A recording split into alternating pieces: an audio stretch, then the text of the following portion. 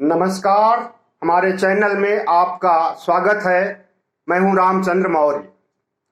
साथियों, यह देश जितना हिंदुओं का है उतना ही मुस्लिम का है, सिख का है, ईसाई का है, बौद्ध का है, जैन का है। सभी धर्मावलंबियों का ही उतना देश है। में अगर बहुसंख्यक हिंदू चाहें कि वे हिंदू राष्ट्र बना करके अपनी मनमानी करें और राम राज स्थापित करें या मनुस्मृति को संविधान बनाएं या हजारों साल पहले जो वर्ण व्यवस्था लागू थी उसे लागू रखें और असमानता, अन्याय, नीचता, शोषण और दुनिया भर के षड्यंत्र और खडयंत्र बाकी धर्मावलंबियों पर लागू करें तो यह नहीं हो सकता है। भारत हिंदू राष्ट्र न कभी था, न आज है और न कभी होगा। भारत हमेशा धर्मनिरपेक्ष राष्ट्र रहा है, आज भी धर्मनिरपेक्ष भारत है और आगे भी धर्मनिरपेक्ष भारत रहेगा। भारतीय जनता पार्टी, आरएसएस और जितने भी हिंदू संगठन हैं, इनका प्रयास और इनका आंदोलन जो हिंदू राष्ट्र के लिए चल रहा है, इसे खत्म करने के लिए और इनके आंदोलन को कुचलने के लिए बहुजन समाज को, दलित समाज को और सभी समाज के लोगों को आगे आना चाहिए और हिंदू राष्ट्र भारत को बनाने से रोकना चाहिए। हिंदू राष्ट्र के लिए जिस तरह से हिंसक आंदोलन हो रहे हैं, धर्म संसद हो रही है, कस्में खाई जा रही है, मार डालेंगे, काट डालेंगे, हिंदू राष्ट्र बनाएंगे, और जिस तरह से सांप्रदायिक दंगे, उन्माद का माहौल है, इसे रोकना चाहिए। और इसे रोकने के लिए अब न तो भारत सरकार कोशिश करेगी, न सुप्रीम कोर्ट कोशिश करेगा और न संसद। तो इसमें अब जनता की भागीदारी बहुत जरूरी हो गई है और भारत को धर्मनिरपेक्ष राष्ट्र से हिंदू राष्ट्र बनाने के सभी षड्यंत्र, सभी खडयंत्र, सभी साजिशों को बेनकाब करने की जरूरत है और भारत को छद्म हिंदू राष्ट्र बनाने से रोका जाना चाहिए। अंबेडकरवादी आंदोलन, दलित आंदोलन और जितने भी बुद्धिस्ट हैं या जैन हैं, सिख धर्म के अनुयायी हैं, ईसाई हैं, मुस्लिम हैं, कोई भी नहीं चाहता है कि भारत हिंदू राष्ट्र बने, क्योंकि हिंदू राष्ट्र बनने पर हिंदुओं की मनमानी हो जाएगी और बाकी धर्मावलंबियों के साथ अन्याय होगा। हमारी साझा संस्कृति, हमारी साझा विरासत जो सदियों से है, उसे छिन्न भिन्न करने, उसे तार तार करने के लिए कोशिश की जा रही है आरएसएस के द्वारा, बीजेपी के द्वारा, साधु संतों के द्वारा और तमाम हिंदू संगठनों के द्वारा। तो उनकी इस साजिश को और इस मुहिम को नाकाम करने के लिए अब देश की जनता को सोचना पड़ेगा और उसी तरह से आंदोलन करना पड़ेगा जिस तरह से किसानों ने किया है। भारत को धर्मनिरपेक्ष राष्ट्र बनाए रखने के लिए, भारत के लोकतंत्र को सुरक्षित रखने के लिए, भारत की धर्मनिरपेक्षता की नीति को आगे बढ़ाने के लिए, समानता के अधिकार को, मौलिक अधिकार की सुरक्षा के लिए हमें आगे आना ही होगा और एक जन आंदोलन खड़ा करना पड़ेगा हिंदू धर्म के, तथाकथित हिंदू धर्म के, तथाकथित हिंदू राष्ट्र बनाने वालों के खिलाफ।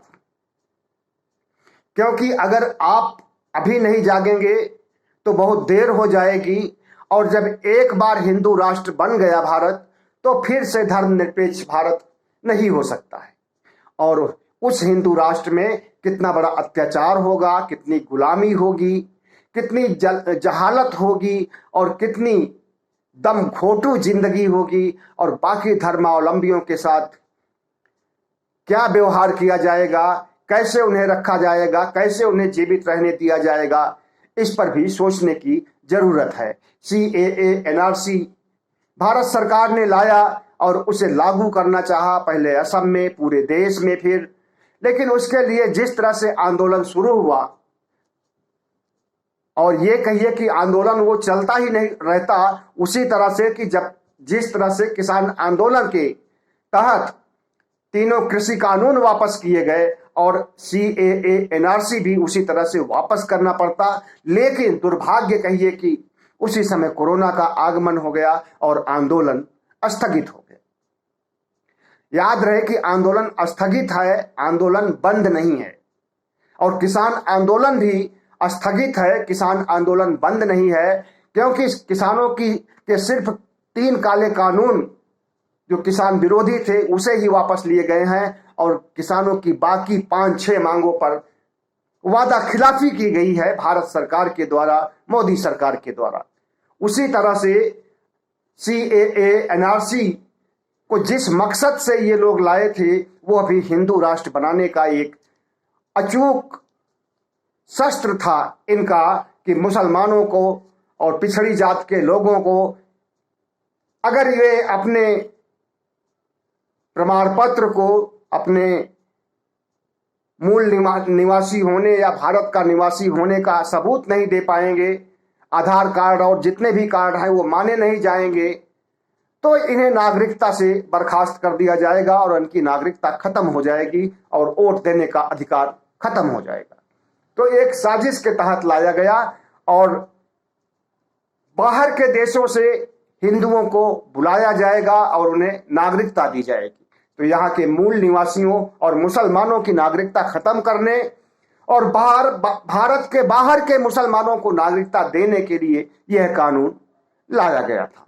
और अभी अभी गृह मंत्री अमित शाह ने फिर से पूर्वोत्तर के दौरे पर कहा है कि फिर से NRC CAA लाया जाएगा और उसके हिसाब से कार्रवाई की जाएगी। उन्होंने चेतावनी दी है या धमकी दी है इसे तो वही जाने, लेकिन अगर दोबारा CAA NRC आता है तो उसकी पुरजोर मुखालफत की जाएगी, विरोध किया जाएगा, अहिंसक आंदोलन किया जाएगा और किसान कानूनों की तरह उसे भी वापस करने के लिए मजबूर कर दिया जाएगा। उसी और प्रधानमंत्री को माफी भी मांगना पड़ेगा हिंदू राष्ट्र बनाने के लिए जो कोशिशें हो रही हैं इसके लिए भी, और NRC CAA के लिए भी माफी मांगना पड़ेगा जिस तरह से किसान आंदोलन के समय उन्होंने माफी मांगी थी। तो साथियों, हिंदू राष्ट्र बनाने के लिए क्या क्या कुकर्म, क्या क्या कुचक्र, क्या क्या षड्यंत्र किए जा रहे हैं वह किसी से छुपा नहीं है। आजकल इस समय अयोध्या के बाद अब काशी की तैयारी कर चुके हैं ये लोग और काशी में ज्ञानवापी मंदिर को ढहाने और वहां पर शंकर की मूर्ति स्थापित करने, बाबा विश्वनाथ की मूर्ति स्थापित करने की इनकी योजना है। और उसी योजना को क्रियान्वित करने के लिए इनका शुरुआती दौर में है कि इनकी कोर्ट और इनकी पुलिस पूरी ताकत के साथ ज्ञानवापी मंदिर मस्जिद का सर्वे कराना चाहते हैं, वीडियोग्राफी कराना चाहते हैं और पूरे परिसर में अफरा तफरी का माहौल मचा रखे हैं। आपको मालूम होना चाहिए कि 1991 में भारतीय संसद में एक कानून बना था जिसमें कहा गया था कि सभी धर्म स्थलों पर 1947 की स्थिति बहाल रहेगी अयोध्या को छोड़कर। अयोध्या को छोड़कर के बाकी मथुरा, काशी और भी जितने धर्मस्थल हैं जहां पर कि मुस्लिमों के भी मस्जिद हैं, हिंदुओं के भी मंदिर हैं, बौद्धों के भी विहार हैं, उनके लिए भी ये कानून लागू होगा 1991 का। तो भारतीय जनता पार्टी के लोग, RSS के लोग जो ज्ञानवापी मस्जिद को ढहाना चाहते हैं बाबरी मस्जिद की तर्ज पर, क्या वे संसद के कानून के खिलाफ काम कर रहे हैं? और सिर्फ संसद ही नहीं बल्कि सुप्रीम कोर्ट ने भी अपने एक फैसले में इस बात को कहा था कि अयोध्या के अलावा और कहीं भी डिमोलिशन या नया निर्माण या मस्जिद को गिरा करके मंदिर बनाने की कवायद नहीं की जा सकती है। तो भारतीय जनता पार्टी के लोग, आरएसएस के लोग और जितने भी हिंदू संगठन है, साधु संतों के संगठन हैं, ये लोग क्या संविधान विरोधी काम कर रहे हैं? सुप्रीम कोर्ट के खिलाफ काम कर रहे हैं? अगर कर रहे हैं तो इस बात के लिए इन्हें इनकी सजा मिलनी चाहिए। हिंदुस्तान में गैर कानूनी असंवैधानिक काम करने की छूट किसी को नहीं दी जाती। संविधान के अनुसार देश का शासन चलता है और सुप्रीम कोर्ट की नजरों में, सुप्रीम कोर्ट के न्याय के मानदंडों के अनुसार देश की शासन प्रणाली चलती है और चलेगी। तो 1991 के संसद के कानून को ये लोग ठेंगा दिखा रहे हैं और अयोध्या के अलावा अब अभी चुनाव के दौरान केशव प्रसाद मौर्य ने जो बोला था कि अयोध्या में तो राम का मंदिर बन गया, बाकी है, मतलब कृष्ण का मंदिर और विश्वनाथ धाम में शंकर का मंदिर बनना बाकी है, तो उसी को अब अंजाम दे रहे हैं। चुनाव में जीत हो गई है और अपनी जीत के बाद अब जो वादे इन्होंने किया था मथुरा और काशी पर कब्जा करने की, डिमोलिशन करने की, वहां पर हिंदू मंदिर बनाने की, उसे पूरा करने की दिशा में काम कर रहे हैं। कहा जा रहा है कि कोर्ट, स्थानीय अदालत ने आदेश दिया है वीडियोग्राफी और सर्वे कराने के लिए। तो क्या कोर्ट और स्थानीय अदालत को यह नहीं पता है कि 1991 में कानून बन चुका है? क्या दोनों पक्षों के वकीलों को यह बात नहीं पता है कि 1991 में बाकी धर्मस्थलों पर कोई निर्माण या विध्वंस कार्य होने के लिए रोक लगा दी है संसद ने और सुप्रीम कोर्ट ने? अगर उन्हें मालूम है तो उन्हें ऐसी गतिविधियां क्यों कर रहे हैं? संसद के खिलाफ और सुप्रीम कोर्ट के खिलाफ क्यों काम कर रहे हैं? इस पर तो कंटेम्प्ट ऑफ कोर्ट लागू होना चाहिए और इन्हें गिरफ्तार किया जाना चाहिए। सुप्रीम कोर्ट को स्वतः संज्ञान लेना चाहिए और काशी और मथुरा में विध्वंस कार्य या निर्माण कार्य रोकने के लिए स्वतः संज्ञान लेना चाहिए और जो कोई वहां पर इस तरह का बलवा, दंगा, अत्याचार करे उसके खिलाफ कठोर कार्रवाई की जानी चाहिए। महंगाई, बेरोजगारी, महामारी से लाखों मौतें, 47 लाख से ज्यादा मौतें हुई हैं।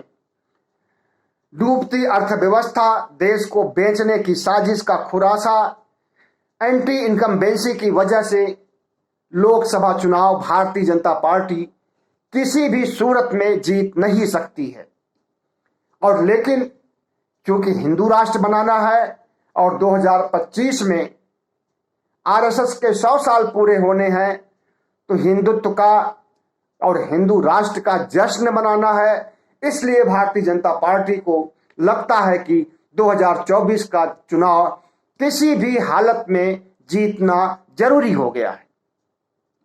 इसीलिए सारे कर्म, कुकर्म, षड्यंत्र और धर्म संसद आयोजित किए जा रहे हैं और नरसंहार करने, मार डालने, काट डालने की बातें कही जा रही है और एक समुदाय विशेष को और उस समुदाय विशेष के अलावा पिछड़ी जातियों, अति पिछड़ी जातियों, दलितों, अनुसूचित जातियों, सबको निशाना बना रही है भारत सरकार, क्योंकि उसे पता है कि जब तक ध्रुवीकरण नहीं होगा तब तक उसकी जीत नहीं होगी। महंगाई की वजह से, एंटी इनकम्बेंसी की वजह से, लाखों मौतों की वजह से उसकी हार सुनिश्चित है। सांप्रदायिक ध्रुवीकरण से उसने उत्तर प्रदेश का चुनाव जीता है, उसके साथ साथ 3 राज्यों का और चुनाव जीता है, तो उसे लग रहा है कि अब सांप्रदायिक ध्रुवीकरण के अलावा कोई भी रास्ता नहीं बचता है लोकसभा चुनाव जीतने के लिए। इसी के लिए भारतीय जनता पार्टी पूरी कोशिश कर रही है और हिंदू मुस्लिम के बीच खाई और दीवार उत्पन्न कर रही है, खड़ी कर रही है, जिससे कि ध्रुवीकरण हो जाए और हिंदुओं का एक मुश्त वोट भारतीय जनता पार्टी को मिल जाए।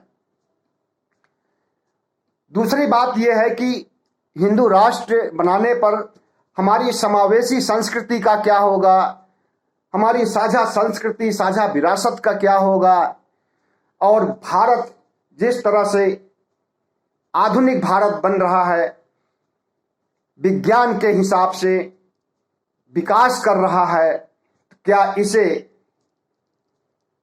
वेदों की ओर ले जाने की कोशिश की जा रही है, इसे 5000 साल पहले का भारत बनाने की कोशिश की जा रही है? अगर यह कोशिश की जा रही है तो इसे समझना होगा आपको, हमें और संपूर्ण बहुजन समाज के लोगों को, और इस कोशिश को नाकाम करने की जरूरत है। दरअसल हिंदू राष्ट्र नहीं बनाया जा रहा है, बल्कि ब्राह्मण राष्ट्र बनाने की पुरजोर कोशिश हो रही है। अगर ब्राह्मण राष्ट्र कहा जाएगा तो सब लोग भड़क जाएंगे, मुसलमान भी, हिंदू भी, जितने भी ओबीसी हैं, सब लोग भड़क जाएंगे। लेकिन इनका जो मूल मंतव्य है वो यही है कि हिंदू राष्ट्र का नाम दिया जाए और ब्राह्मण राष्ट्र बनाया जाए। तो इस देश पर 4 या 5% ब्राह्मणों की हुकूमत चाहते हैं, और 4 और 5% ब्राह्मण, बाकी 10% और सवर्ण समाज के लोग मिलकर के भारत को गुलाम बनाना चाहते हैं पहले जैसा, और उसी के लिए हिंदू राष्ट्र ब्राह्मण राष्ट्र बनाने की कोशिश हो रही है। लेकिन उन्हें पता होना चाहिए कि भारतीय संविधान की जड़ें और भारत के लोकतंत्र की जड़ें इतनी गहराई तक हैं कि इसे आप हिला भी नहीं सकते हैं, इसे आप बदलने की तो बात ही भूल जाइए। लोकतंत्र को और भारत को और संविधान को नष्ट करने की तो बात ही भूल जाइए, ऐसा असंभव है। बाबा साहब डॉक्टर भीमराव अंबेडकर ने संविधान में ऐसी व्यवस्था की है कि संविधान के मौलिक ढांचे को परिवर्तित नहीं किया जा सकता है, और संविधान को इस देश से कभी हटाया नहीं जा सकता है। लेकिन हिंदू राष्ट्र बनाने वाले आरएसएस के लोग, बीजेपी के लोग, तमाम हिंदू संगठन के लोग, साधु संतों के संगठन जिस तरह से उतावलापन दिखा रहे हैं और जिस तरह से भारत राष्ट्र को तोड़ने की कोशिश कर रहे हैं और हमारी साझा विरासत को तहस नहस करने, नष्ट करने की योजना बना रहे हैं, इसमें इन्हें कभी भी कामयाबी मिलने की गुंजाइश नहीं बचती है, बशर्ते भारत देश के 15% सवर्ण शक्तियों को छोड़ करके बाकी 85% लोगों को सामने आना पड़ेगा और इनका डट करके मुकाबला करना पड़ेगा। हिंदू राष्ट्र बनाने के पीछे जो तर्क दिया जा रहा है वो निहायत ही असंवैधानिक, गैर कानूनी और आपत्तिजनक है। लेकिन हिंदू राष्ट्र अगर ये बनाने में सफल होते हैं तो 3 सवाल बड़े महत्वपूर्ण हो जाते हैं। इन सवालों का जवाब ढूंढना ही पड़ेगा या इन्हें देना ही पड़ेगा। हिंदू राष्ट्र बनेगा तो बाकी धर्मों के साथ कैसा व्यवहार होगा? ईसाई धर्म के लोग, मुस्लिम धर्म के लोग, बौद्ध, जैन, सिख, इनकी क्या हालत होगी, इनकी क्या दुर्दशा होगी और इनके साथ कैसा बर्ताव किया जाएगा, इसे स्पष्ट करना पड़ेगा भारतीय जनता पार्टी को, आरएसएस को, और एक खाका पेश करना पड़ेगा कि हिंदू राष्ट्र बनेगा तो क्या क्या परिवर्तन किया जाएगा, क्या क्या सुधार किया जाएगा, क्या क्या नई बातें शामिल की जाएंगी और कौन कौन सी पुरानी बातें छोड़ी जाएगी। और दूसरा यह कि हिंदू राष्ट्र में लोकतंत्र रहेगा या नहीं, संविधान रहेगा या नहीं, लोकतंत्र के चारों स्तंभ व्यवस्थापिका, कार्यपालिका, न्यायपालिका और मीडिया, इसका अस्तित्व रहेगा या नहीं, या शुद्ध राजतंत्र स्थापित होगा, राजशाही स्थापित होगी, राजे रजवाड़ों की तरह शासन होगा, लोकतंत्र और संविधान का कोई महत्व नहीं होगा। इस बात को भी इन्हें स्पष्ट करना पड़ेगा। हिंदू राष्ट्र का स्वरूप क्या होगा? क्या समानता का अधिकार, हमारे मौलिक अधिकार, न्याय, धर्मनिरपेक्षता और मानवता सुरक्षित रहेगी या नहीं रहेगी? अगर सुरक्षित रहेगी तो कैसे सुरक्षित रहेगी? और हिंदू धर्म के अलावा बाकी धर्मावलंबियों के जीवन यापन, उनकी संस्कृति, उनके रहन सहन का अधिकार उन्हें होगा या नहीं होगा, इस बात को भी स्पष्ट करना पड़ेगा। पहली बात तो हिंदू राष्ट्र बन ही नहीं सकता है, असंभव है। भारतीय जनता पार्टी के लोग, खास करके आरएसएस के लोग, जब इनका जनसंघ था और जब आरएसएस की स्थापना हुई थी, उसी समय से सावरकर के निर्देशानुसार भारत को हिंदू राष्ट्र बनाने की कोशिश की जा रही है। लेकिन लगभग 100 साल बीत गए, अभी तक हिंदू राष्ट्र नहीं बन सका है। और जब 100 साल बीत गए हैं, नहीं बन पाया है, तो आगे भी नहीं बन पाएगा। हिंदू राष्ट्र का सपना साकार नहीं हो पाएगा। और भारत धर्मनिरपेक्ष राष्ट्र था, भारत धर्मनिरपेक्ष राष्ट्र है और भारत धर्मनिरपेक्ष राष्ट्र रहेगा। बहुत बहुत धन्यवाद। हमारे चैनल को सब्सक्राइब कीजिएगा, लाइक कीजिएगा और शेयर कीजिएगा।